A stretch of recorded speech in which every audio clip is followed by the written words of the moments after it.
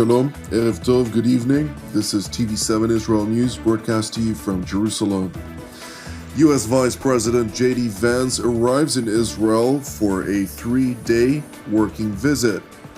Prime Minister Benjamin Netanyahu asserts Israel faces great opportunities ahead. President Donald Trump threatens Hamas with obliteration if the terrorist organization deviates from his 20-point plan.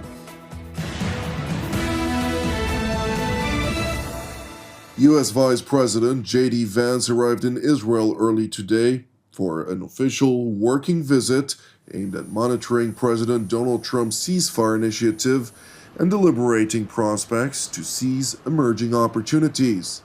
Speaking ahead of his expected meeting with the American Vice President, Israeli Prime Minister Benjamin Netanyahu addressed the opening session of the Israeli Parliament, the winter session, during the course of which he proclaimed relations between Washington and Jerusalem to be at an all-time high. מערכת היחסים עם ארצות הברית מעולם לא הייתה קרובה והדוקה כמו עכשיו, הן ברובד המדינתי והן ברובד האישי בין הנשיא טראמפ וביני.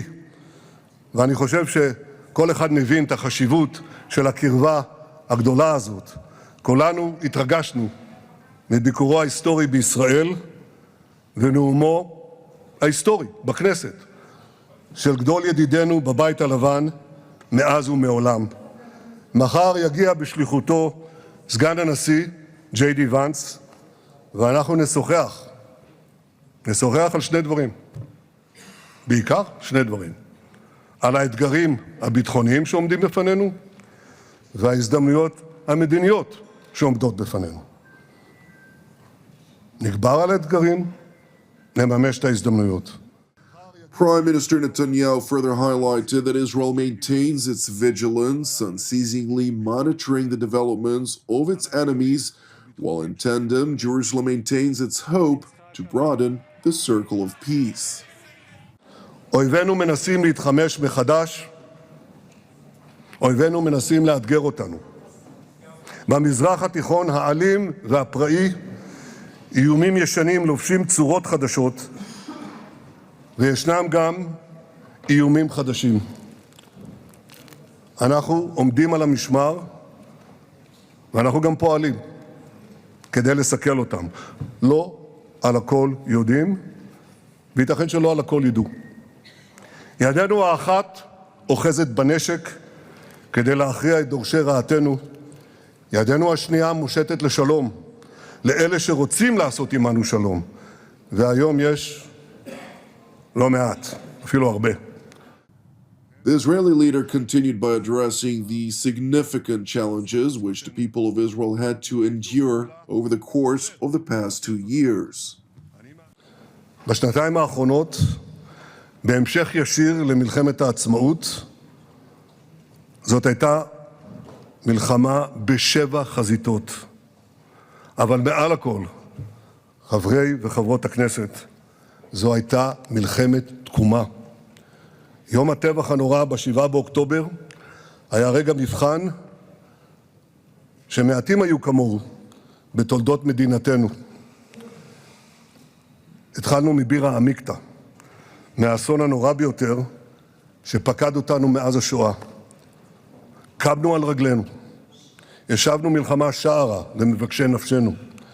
פעלנו להסיר מעלינו את האיום הקיומי של איראן ושלוחותיה. הגענו בחירוף נפש על מפעל התקומה הלאומי שלנו, היא מדינת ישראל. אנחנו משקמים ומעצימים את עוטף עזה כחבל התקומה. וכך אנחנו עושים גם בצפון. בתום 24 חודשים של לחימה רצופה, הגענו לאיגרא רמא, לפסגת החרמון, לשמי טהרן ולרגע המרטיט של השבת חטופינו. בסך הכל השבנו 239 חטופים ושבויים בעסקאות השחרור הקודמות ובמבצעי החילוץ הנועזים של לוחמינו. לפני שבוע השבנו ארצה את 20 החטופים החיים הנותרים, ואיתם 12 חטופים חללים, אבל המשימה טרם הושלמה. משפחות החטופים החללים, אנחנו מחויבים להשיב את כולם ארצה, עד האחרון שבהם. Prime Minister Netanyahu also seized the opportunity to underscore that up until the moment in which President Trump exploited the immense military pressure to broker a ceasefire, Hamas had not indicated any willingness to compromise. בשום שלב, לא לפני חצי שנה, לא לפני שנה, לא לפני שנה וחצי, בשום שלב, החמאס לא היה מוכן למתווה שהשגנו עכשיו. השבת כל החטופים בבת אחת, שליטה של צה"ל ברוב שטחי רצועת עזה, נוכחות של צה"ל ברוב שטחי רצועת עזה, והחלטה מפורשת בהסכמה בינלאומית רחבה, כולל של מדינות ערביות ושל כמעט כל העולם המוסלמי, על פירוז הרצועה ופירוק החמאס מנשקו, ואני מוסיף לכם, אנחנו נחושים להשיג גם את זה וגם את זה, את כל יעדי המלחמה. וחיסול החמאס כגורם מדיני וצבאי, ואנחנו נשיג את המטרות הללו. Meanwhile, the Islamist Hamas continues to violate the ceasefire, murdering countless of Palestinian civilians who had voiced opposition to the Muslim Brotherhood terror group, while dragging its feet in implementing the first phase of President Trump's deal, as 15 hostages who were murdered in Hamas captivity have not yet been returned. Moreover, the terror group continues to believe that it will manage to maintain its arms and hold a central role in the future governance of the Gaza Strip. Consequently, President Donald Trump was asked about steps that his administration is taking to ensure the sustainability of the ceasefire. What steps is the administration taking to maintain the ceasefire? Well, a lot of steps, and right now it's in the hands of others. You know, we have 59 countries that agreed to the deal. We have a peace in the Middle East for the first time ever. We made a deal with Hamas that, you know, they're going to be very good, they're going to behave, they're going to be nice, and if they're not, we're going to go and we're going to eradicate them if we have to. They'll be eradicated, and they know that. So they went in, and I don't believe it was the leadership, but they had some rebellion in there among themselves, and they killed some people, you know, a lot of people.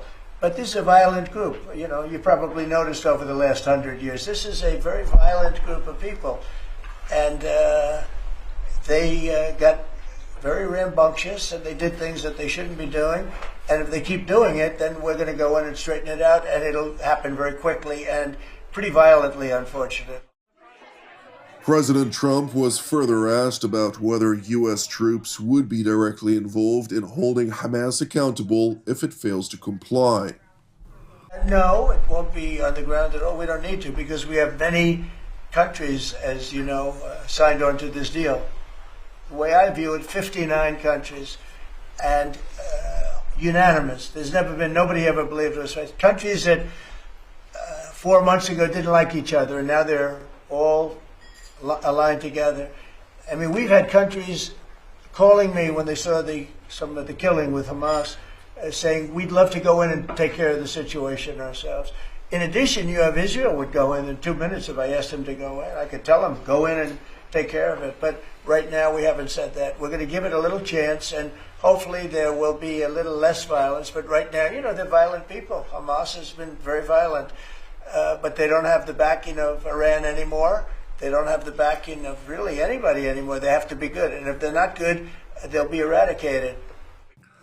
It is worth noting that while the United States is seemingly clear-eyed about the violations by the Islamist Hamas, Hamas's patron and guarantor for its compliance with President Trump's 20-point plan, the Emir of Qatar namely, is now blatantly trying to shift the blame of violations towards Israel, going as far as to blame Jerusalem for somehow trying to Judaize the Temple Mount, using the Arabic term Haram el-Sharif, or noble sanctuary, It was first introduced in history following the Mamluk occupation of Jerusalem in 1260 AD.